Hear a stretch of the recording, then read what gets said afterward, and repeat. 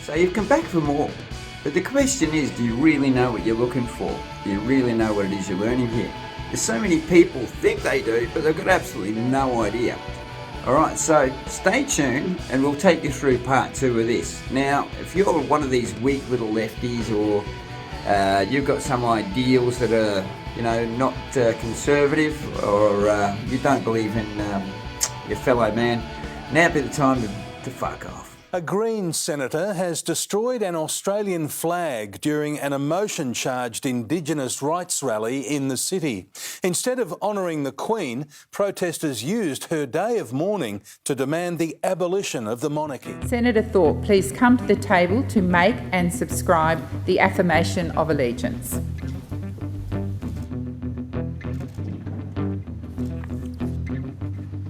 Well, please recite the affirmation on the card handed to you. I, Sovereign Lydia Thorpe, do solemnly and sincerely affirm and declare that I will be faithful and I bear true allegiance to the colonising Her Majesty Queen Elizabeth II. Senator Thorpe,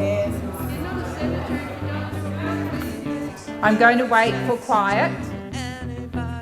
Senator Thorpe, you are required to recite the oath as printed on the card, so please recite the oath.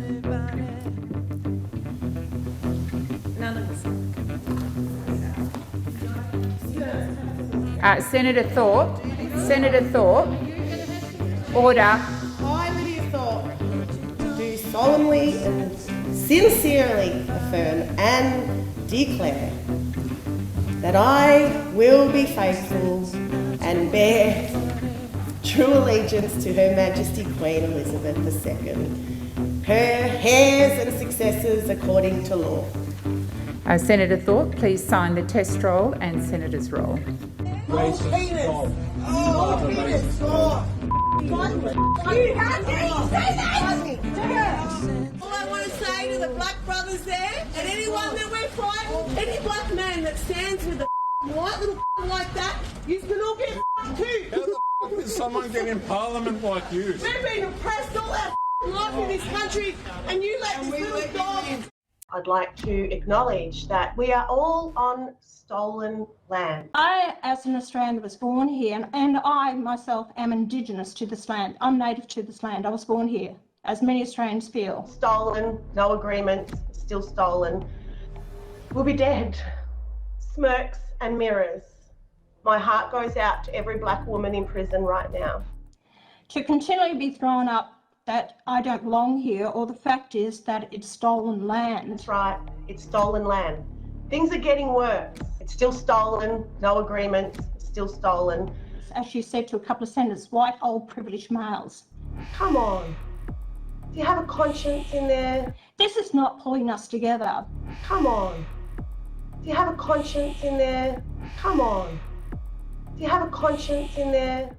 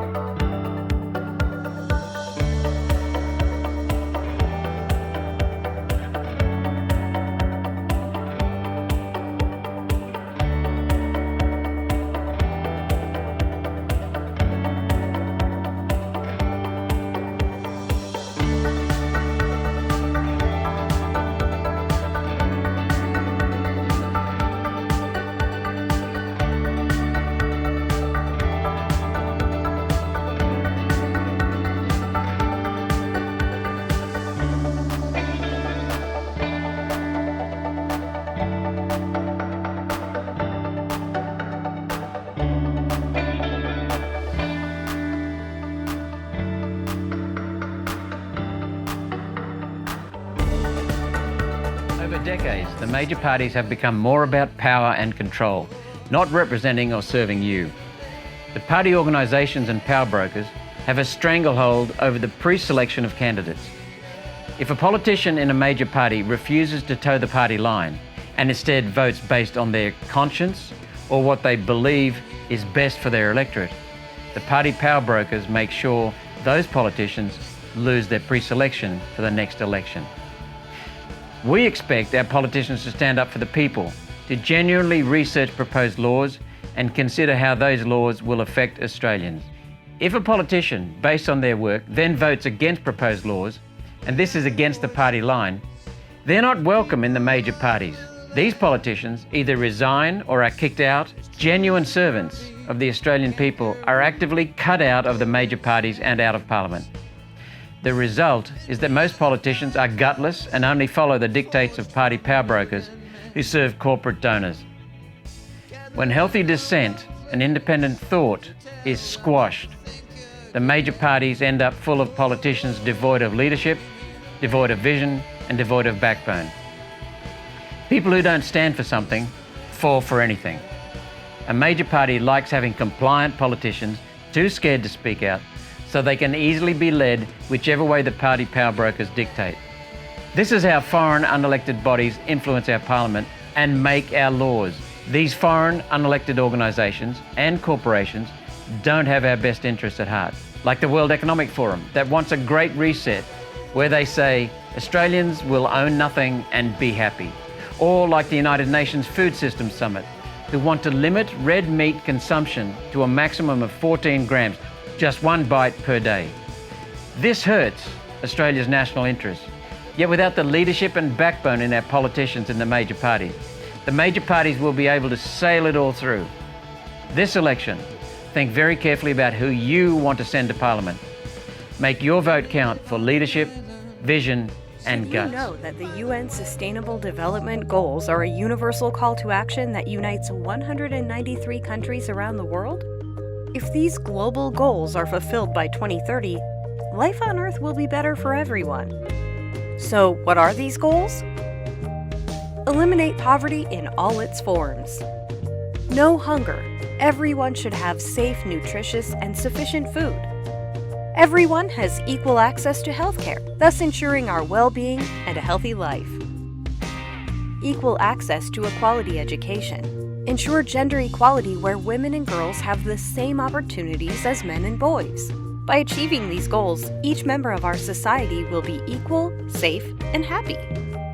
UN global goals also include access to safe drinking water and sanitation, access to clean energy that is safe for people and the environment, sustainable and stable economic growth. Everyone has a decent job, strong infrastructure, and the support of innovations. Lower inequality within and among countries. Cities and settlements be developed without damaging the environment and people. Achieving these goals will result in the well-being of people and our planet. We can further take care of our environment with the following goals: sustainable and safe production and consumption of products. Take urgent measures to reduce climate change and its impact. Ensure the sustainable use and protection of ocean and sea resources. Restore and protect Earth's ecosystems.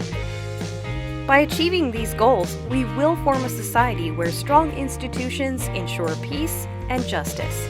It is important for everyone to be involved and to build partnerships for achieving sustainable development goals. You are part of this process. Demand the implementation of these goals. Demand the implementation of these goals.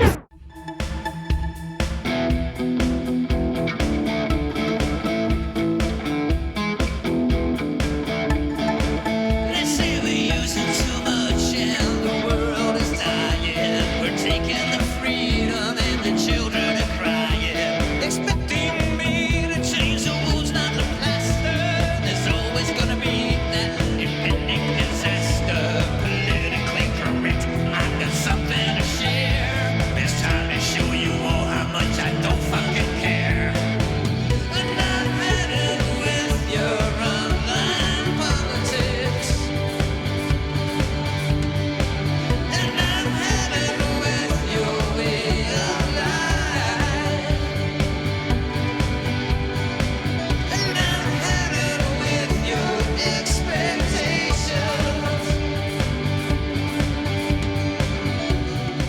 going to be examining a very important topic, and that is how the UN ended Australian sovereignty by signing us on to the first agreement of its kind, the Lima Declaration, in March of 1975. Now, over the last 40 years in Australia, we've seen our national car industry disappear, we've seen steel making continue to suffer, farming is in a crisis, and our petrol industry, it's under severe threat of being moved overseas, and it's left Australia short of technology, tools and jobs for the modern world, and has set a foundation for the rapid decline of our nation's most important industries. It seems in the pursuit of an open world, the Lima Declaration unlocked the gates that sealed the divide between the first and the third world, allowing the line to be blurred and integrated into a worldwide plantation for exploitation. In March 1975, the Second General Conference of the United Nations Industrial Development Organization, better known as UNIDO, met in Lima, Peru during the period of the 12th to the 26th. The concept behind the declaration explored the notion that the drastic situation of the Third World was in fact a result of the policies of advanced industrial nations, Australia listed as one of these. The only way to rectify the situation, according to the agreement, was to transfer industrial resources from advanced nations such as Australia to the Third World, and then to provide markets for Third World exports by buying products once produced locally. Section 35 of the Lima Declaration sets out the intended goals of the trade deal, stating, quote, that special attention should be given to the least developed countries, which should enjoy a net transfer of resources from the developed countries in the form of technical and financial resources as well as capital goods to enable the least developed countries, in conformity with policies and plans for development, to accelerate their industrialisation. The document also reads that effective control over natural resources constitute for developing countries an indispensable condition for economic and social progress. The resulting declaration would have disastrous ramifications for Australian industry. Today, the aftermath of the Lima Declaration on Australian society can primarily be felt across manufacturing and agricultural industries, much of the foundation of our country, and was a key stepping stone to what we know as free trade in the 21st century. A systematic stripping of national sovereignty under the guise of openness and progression allowed the signing of an unprecedented deal that would reinvent the way nations interact with each other in a newly emerging international community. Let's explore some of the results. Large numbers of manufacturers downsized operations or moved operations completely overseas to take advantage of lower wages and minimal environmental regulations following the signing. The Lima Declaration provided the perfect framework for cheap importation, cheap labour, and cheap costs of operation. According to the document itself, section 52, quote, developing countries should devote particular attention to the development of basic industries such as steel, chemicals, petrochemicals and engineering, thereby consolidating their economic independence while at the same time assuring an effective form of import substitution and greater share of world trade. Here in Australia, fashion retailer Fletcher Jones famously openly declared that globalisation was to blame for their company closing operations in Mount Gambier and moving offshore. For states such as South Australia, which at one time had a third of its workforce employed in manufacturing, the blueprint was now set for the transfer of wealth and productivity to the Third World. Today, South Australia faces an unprecedented employment and infrastructure trouble, as companies have abandoned the ship and the remnants of a once prosperous state have become sites of economic ruin. Examples such as the Holden plant closure, a plant that manufactured over 7.5 million cars for domestic and export use over a 70-year period, now stands like a ghost over Elizabeth.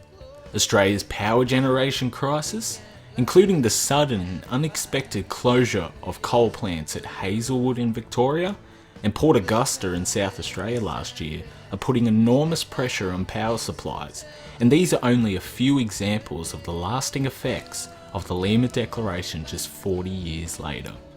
Building, infrastructure, the list goes on and on.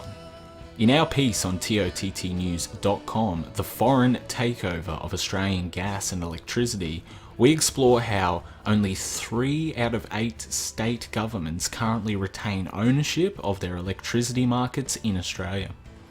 That is, generation, distribution, transmission and retail operations. Only 3 out of 8. Companies that have taken control of the infrastructure include Hong Kong's CKI and State Grid Corporation. There are only so many tariffs and trade conditions one can reduce before a country finds itself personally disadvantaged. Australia is now starting to realise this. Farming in Australia is compiled of 1.6 million jobs in the complete farming supply chain and contributes $155 billion to GDP annually, 60 billion of that from agriculture alone. It also creates wealth that is redistributed within Australia, as opposed to mining profits, which are mostly exported by multinationals that pay little, if any, tax at all.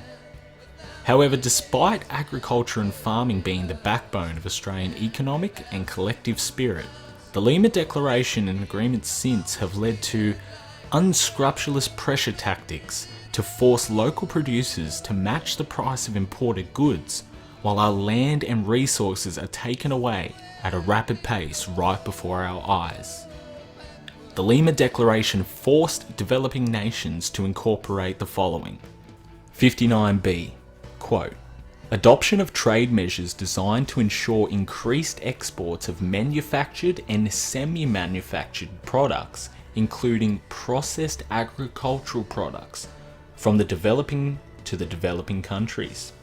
Since 1975, newly formed agricultural bodies have continued to be enthusiastic supporters of tariff reductions in other countries in exchange for the elimination of local tariffs on our produce. In fact, according to the Lima Declaration, 41, quote, developed countries should adhere strictly to the principle that preference systems must not be used as an instrument for economic and political pressure to hamper the activities of those developing countries which produce raw materials. In fact, protection measures such as quarantine are deemed a form of, quote, unfair protectionism in the agreement and contravene the, quote, spirit of free trade. This has led to the importation of poor quality goods from the third world and the current agricultural crisis in Australia. In our piece on tottnews.com, the Australian government doesn't care about our farmers.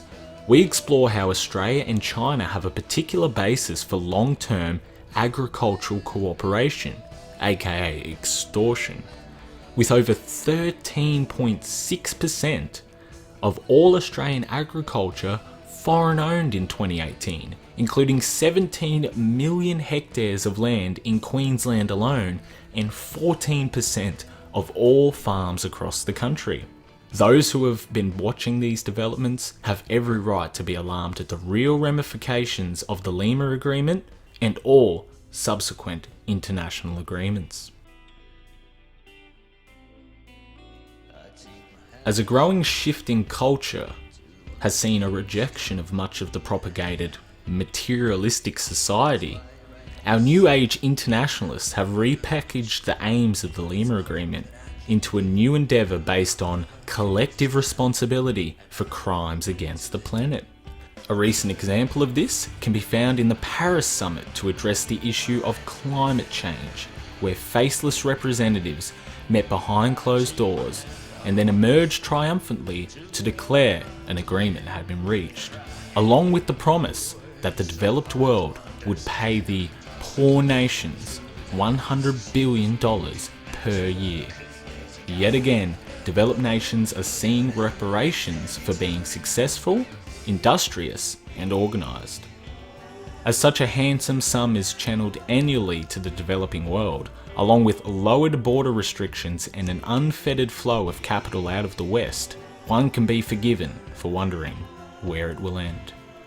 Indeed, many of the hundreds of international treaties now signed by governments on our behalf are driven by the United Nations, a body that no Australian has approved by voting in a referendum to allow them to have a say in how we are governed or how we conduct our national affairs.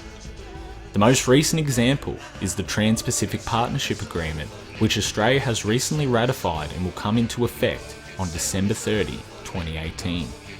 In this agreement, foreign corporations will be able to use what are called Investor-State Dispute Settlements, or ISDS, and their tribunals to allow companies to sue governments in industries like environment, health, labour, safety laws and regulations, and so on. And if the government introduces laws that prevent a company from making a profit, they can be sued. A slippery slope indeed, one that started with the Lima Declaration in 1975. The Lima Declaration is nothing more than an economic death warrant by the UN.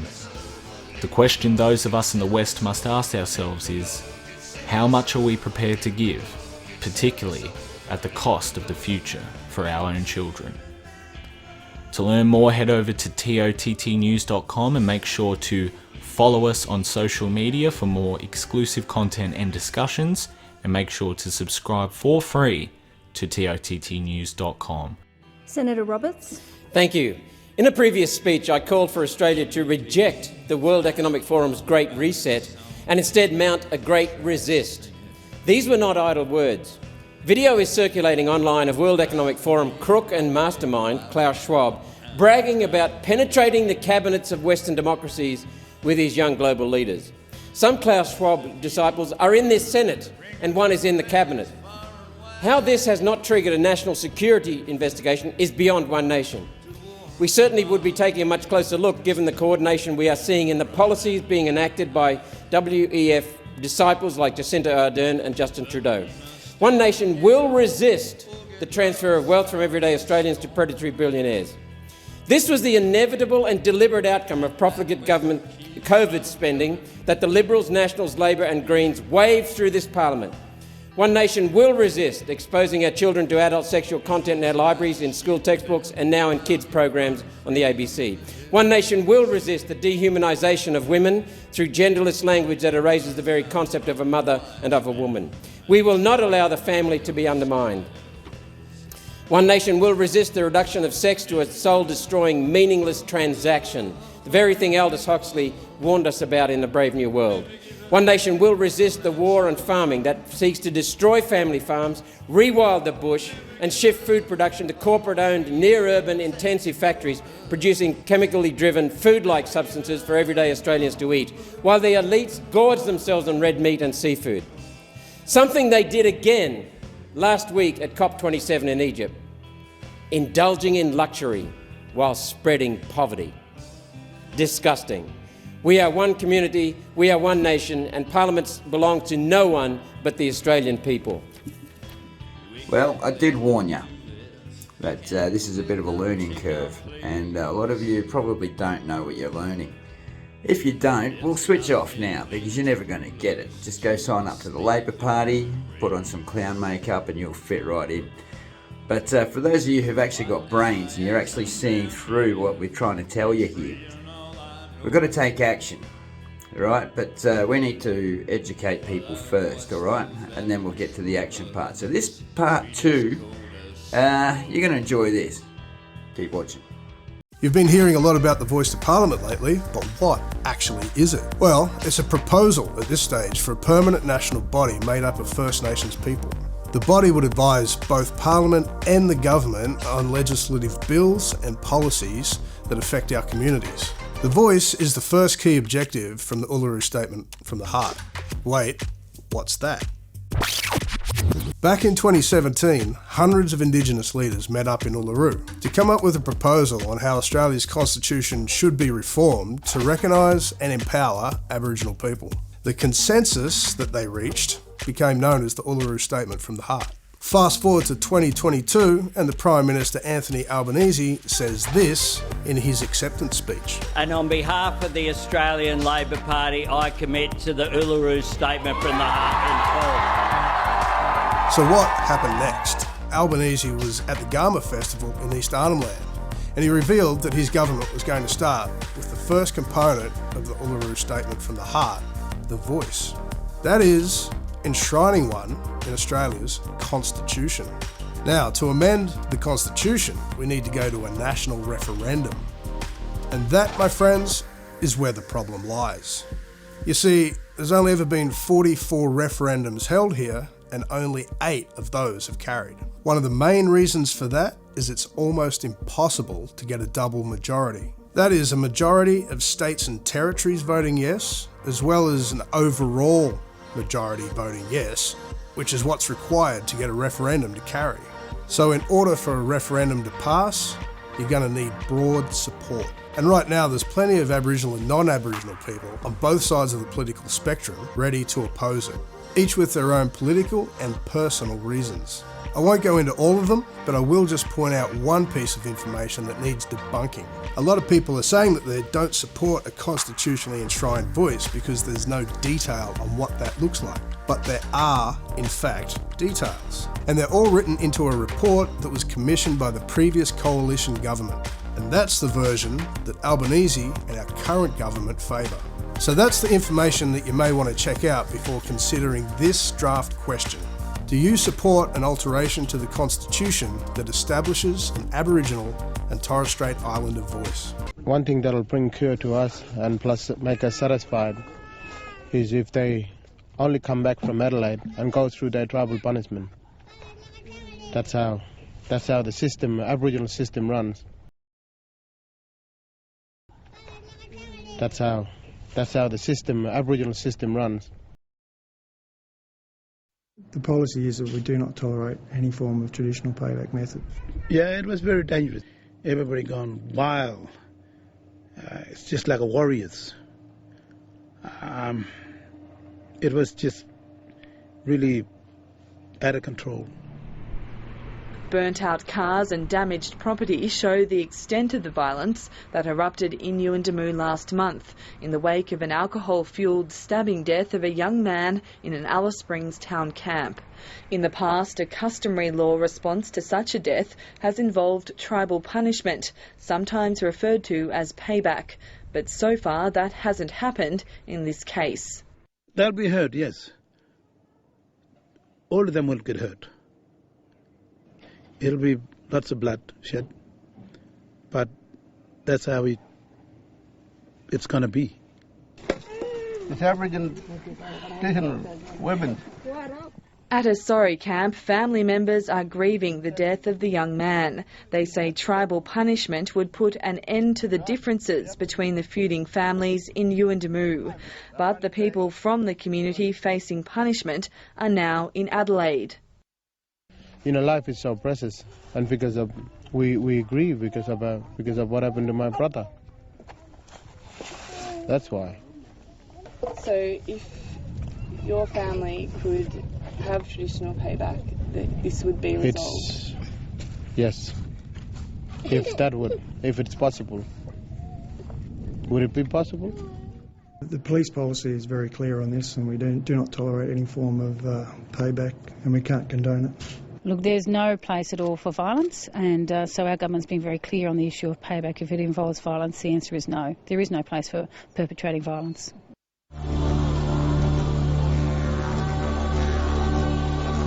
Traditional punishment has long been enforced in Northern Australia. Payback did work, traditionally, and payback was all about sorting the problems out when your blood's hot, and that worked well then, but it doesn't work now because of the alcohol that's involved. And I think there needs to be a mediation. There needs to be a mediation now. This documentary explains how punishment is delivered in the community of Lajamanu.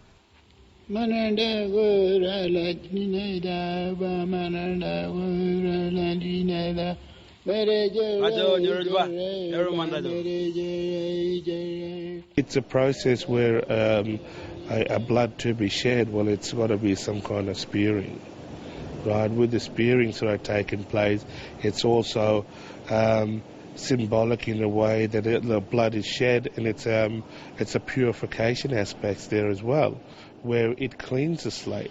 And people say, yes, punishment did take place and it happened this way, and yes, it's been sorted out. In an example of tribal punishment, an anthropologist told Stateline he witnessed a man being stabbed during the annual Yuendamu Sports Day in a community-sanctioned and organised event. The man was stabbed several times in his leg as family members held onto him, and police were told not to interfere. There's been incidents in the past before the intervention, and it was dealt with. And in fact, the territory law actually recognised that as a process of tribal punishment being used, and it sort of eliminated a lot of other issues. And it worked in the past. We deal with serious issues like this, through our law by payback, but whitefellow law says, you do it accordingly to our law, and this is how we do it. And it's totally two different laws clashing with each other, and I don't think, it's not helping our people. The 100 Yuendamu residents who travelled to Adelaide by bus and car to avoid the conflict have now been moved into temporary accommodation at a police academy. It's been an embarrassing situation for the Territory Government. They want to know who paid for the buses. What sort of reckless idiot would encourage 109 people, elderly people, people with illnesses, children, to get on buses and go to Adelaide without any consultation with the South Australian authorities to accommodate those people? No plan to return those people. I'm not sure who paid for the bus. I'm not sure who arranged the bus. I'm not sure what bus company it was. But the fact remains these people felt so insecure about their protection of men, women and children that they took the decision to move to South Australia. The community people in Adelaide have been urged to return home to face punishment, but they've indicated they won't be going back for at least 3 weeks. Their return could lead to blood being spilt, but it's also possible differences could be resolved without using spears or knives. The tribal punishment has to be introduced back, and we feel because of the younger people are now getting away with a lot of these things, and we feel that that should come back. We want them back, and it's best to deal with it than not to run away with it. Senator Price, welcome to the programme. Thank you for having me, Sarah. Now, you've spoken openly about the trauma members of your family experienced, especially in the town camps in Alice Springs, and especially women and children. For those people unfamiliar with your personal story, can you just tell us a bit of what you experienced? Well, I spent a lot of time engaged with growing up, spending time in town camps.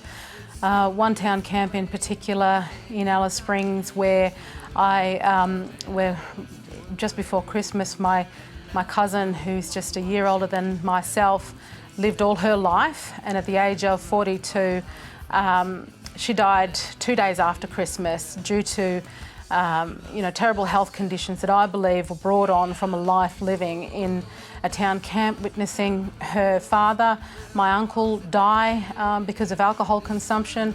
His brother, my other uncle, also died from alcohol consumption. These are men that I loved, that were good men, but who were addicted and suffering from alcohol abuse. Another of my aunt was stabbed and killed in a town camp. When my aunt and uncle were alive and involved in a lot of the breakout of violence in the town camp. I had to swoop in and with my parents, I think I was about 12, rescue my 1.5-year-old cousin, and I just remember him being distraught as a 1.5-year-old and me just wanting to soothe him and keeping him in bed with me that night. I just wanted him to be able to feel safe, and you know, it's these experiences and also the experiences of having to ID my own cousin's body in a morgue after being killed in an alcohol-fueled crash. You know, it goes on and on and on, and this is what I've grown up with. So let me ask you this, how much has all of this influenced the direction that you have taken and are now taking? This has influenced the direction that I've taken for some time in trying to fight on behalf of those vulnerable people in those town camps, the measures that I've been calling for, the bill that I've been preparing since August, which is pretty much a carbon copy of what now the Territory Government claims they are going to apply. This is all about attempting to create safer communities for those people that I love. I know it's not a measure that's going to be a silver bullet. There needs to be a raft of measures, but I want to save lives. This is why I'm here in federal parliament. So the Northern Territory Government has announced new legislation to tackle the crisis. It's rejected any new federal laws. Do you trust the Northern Territory Government now to manage this crisis? The word trust and the Territory Government in the same sentence just don't go right now. There, Territorians, locals in Central Australia and in Alice Springs don't trust this Territory Government because we have seen failure after failure and their inability to listen to the community when we've been calling out for months, stating that we're terrified of the fact that we knew that removing the cashless debit card as well as lifting the Stronger Futures legislation would lead to this. Just to explain to our audience, that's the legislation introduced under the Gillard government. But let me ask you this. They've made it clear, and the federal government obviously doesn't want to be part of another top-down intervention style approach. Is there any reason now why the Northern Territory government can't get this right? Absolutely, because they've demonstrated that they can't get it right. They denied right up until the last point that this was a measure that needed to take place, because no matter how much money you throw at this situation, it's not going to work if it's just a band-aid solution, which is what they're attempting to suggest that they're going to do with $250 million, splash that around and reintroduce these bans. Do you welcome that $250 million nonetheless? Look, I'm very concerned that it's not going to be applied, that there aren't going to be that there's not going to be held accountable to those who will receive that money, that there won't be any strings attached for that. I think this is why, from the federal perspective, my bill that I introduce is about a partnership of taking responsibility on a federal level and with the Territory Government, not just the federal government handballing this over for the Territory Government to fail us once more. Let's just go on to The Voice then, because obviously this feeds directly into that. If the majority of Indigenous people, as was polled at the beginning of the year, or at least many Indigenous people, see The Voice as a means to giving them better design of laws and policies to protect them, and a majority of non-Indigenous people appear to support that from today's poll, why would you want to stand in the way of that? Because we don't need a voice, we need ears. We need our leadership to have to use their ears and to listen to community. If anything, the situation in Alice Springs has demonstrated the fact that no matter who's trying to talk to the government, those in power, to actually implement common sense solutions, they're not in fact listening. So I don't see how this is going to be any different, that this new bureaucracy inserted in our constitution that will be driven by those. Let's just talk about that bureaucracy, because you've laid out the case for why you're opposing the Voice, and I'll quote from the manifesto that you co-wrote. So this is one of the scenarios that you paint. Imagine a future Labour Greens opposition wishing to block coalition legislation. It would run to the Voice and have it hold up legislation. But isn't it clear that the body that the government is proposing is an advisory one with no power to block legislation? No, it's not clear. I don't think that's clear enough. I don't think there's enough detail to suggest that is clear. And I would also suggest that as Indigenous Australians, we're some of the most overgoverned people in the country. We have so many gatekeepers on so many different levels. I see this as another form of gatekeeping, and most certainly I see it as an opportunity for a Labor Greens government to be able to control, because that's what they do in a lot of these Aboriginal organisations to suit their narrative. Let's just go to what you said then. You said that it's not clear, but in fact the proposed language of the voice is clear. It says that the voice may make representation, I beg your pardon, may make representation. There's nothing there that compels future governments to follow or abide by that representation, is there? Yeah, but how that representation is implemented is still completely in muddy waters as far as I'm concerned. And if the government is suggesting that, you know, the Parliament of the day, are going to determine how this voice looks, then I see it as providing an opportunity to be a Trojan horse. We know that this current Labor government can push through any sort of legislation that they want, and if they think it's going to be the answer to everything, why haven't they legislated it right now? Isn't that what's being debated at the moment? The principle, at least to begin with, that the voice is supposed to make representation, that it may make representation. Now, if you were reassured that that is indeed the language and that is the concept of the voice, would you remove your objection to it? Look, I think the High Court could make any determination if those proponents of the voice were not happy that their representation was not adhered to or listened to or heard in any way, shape or form, then they could certainly use the High Court to be able to push that upon the Parliament. And I just see it as opening a can of worms. I just want to come back to that question of the High Court, because former Chief Justice Robert French and Justice Hayne as well earlier on said that for the voice to have the powers that you're claiming, Parliament, that is Parliament, the body that you are part of, Parliament would have to grant them. Parliament, and I quote Justice French, can't be compelled by the voice to make laws, nor can the voice be prevented from Parliament repealing laws. This is from a former Chief Justice. That's a pretty strong authority. Do you disagree with him?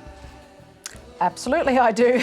And I think there's evidence to suggest that you could disagree with that, but there's also the fact that... Just share that evidence with us if you would, because it's two eminent legal scholars have said that what you are describing could not be part of the process of the voice. It exists within the Constitution. What's there to say that proponents of the voice cannot challenge that in the High Court? What is there? What evidence is there to suggest that that cannot be challenged? Absolutely not within the High Court. I mean, you know, we've seen High Court challenges take place before with the Love case, with determining as to, you know, the citizenship of Indigenous Australians, whether if they, you know, were born, if they've got Indigenous heritage in them, but they're from another country, that they can not be cast out of our country should they actually, you know, commit a crime. I mean, if we leave everything up to High Court judges, they can be swayed by the feeling of the time, whatever political persuasion that they feel aligned with at the time, and we've seen that happen in the past. Let's move on to some other questions. You also state categorically in your manifesto that Aboriginal Australians don't need more voices. But don't the ongoing problems in Alice Springs and in other parts of the country, the entrenched disadvantage that you were talking about earlier on in education and in health and housing, employment, some of the things we saw in Carly's report earlier, don't they suggest that Indigenous Australians very precisely need the stronger voice that the Uluru Dialogues put forward? No, I don't believe that they need what the Uluru Dialogues put forward, because there's a lot of Aboriginal Australians who didn't agree with the Uluru Dialogue. There are 250 individual signatures on that Uluru Dialogue, and there are groups of people who quite clearly stated that they didn't support that dialogue, but this is what is being now brought by the Australian people as representative of all Indigenous Australians, which is utterly wrong. I mean, the other element of the voice is the fact that it suggests we're forever going to be living in disadvantage. That's not, ultimately, the result that we want is for Indigenous Australians to be able to have the same opportunities as everybody else, and not requiring, you know, a change in our constitution. Really, that's what we want to aim for. That's ultimately what closing the gap looks like. But this voice mechanism doesn't speak to that at all. It just suggests we're forever going to be disadvantaged, and we need this change in our constitution for that to happen. But the decades of disadvantage that those people in the story, and many people that you know in Alice Springs, including your own mother, asserted, that we've seen decades of failure. The proposal of the voice is to change that. Do you not find some sympathy with the idea that a new approach and a voice to the Australian Parliament is the route to make that change? It can't be guaranteed, and it certainly can't be demonstrated that this is the ultimate be-all and end-all. And speaking of my mother, the very reason why she decided to put her hand up and run for a Country Liberal Party seat in the Territory was because of the fact that she was appointed by the then Deputy Chief Minister, Marion Scrimgeour, to be the chair of the Indigenous advisory body to the then Henderson government, and found that her voice wasn't being heard there. So she took the democratic route to be an elected representative, just like the 11 of us that now sit in federal parliament, to represent what the views are, certainly from our constituents, who include some of our most marginalised. That's the democratic process. It's up to us to actually heed those voices that currently exist. And I don't know why suddenly the voice to Parliament is the only way that any Parliament is going to listen to those voices that are loud and clear already. And just quickly, your party, the CLP, do they hold the same position as you, that they are going to oppose the voice? I think you'll find in the coming weeks that that's exactly what the position they will hold. Senator Price, thank you very much indeed for joining the programme. Thank you.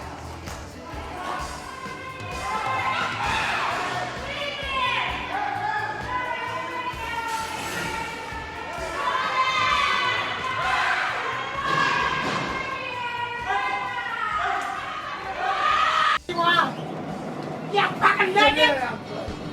Fucking naked! You fucking naked!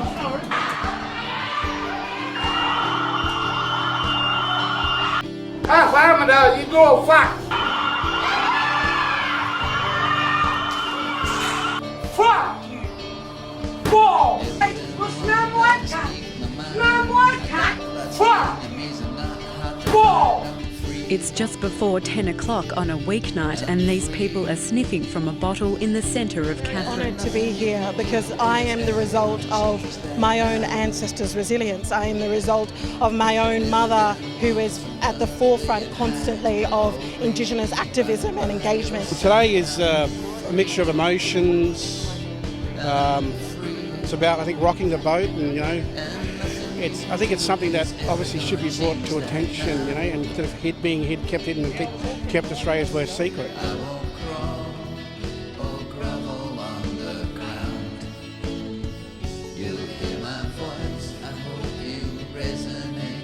Yeah, trying to wake up, yeah.